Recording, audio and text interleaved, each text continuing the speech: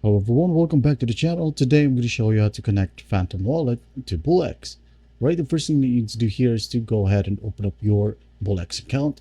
Now once you're in here, just go ahead and hover your mouse into the left part of the website and then click on Wallet Manager. Once you click on that, this page will pop up. Just go ahead and click on Add Wallet right here at the top right.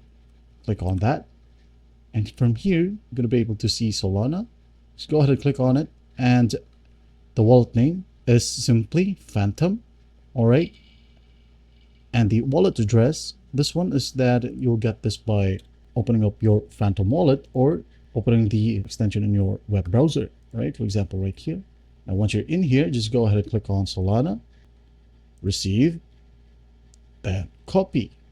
All right. Once done, right click on the enter wallet address bar and paste the wallet address. After that, just go ahead and click on add wallet and your Phantom wallet is now connected to Bullx. That's basically it. I hope this video helps, and please don't forget to share this video to your friends. But if you find this video helpful, please leave a like and subscribe. Thank you for watching. Goodbye.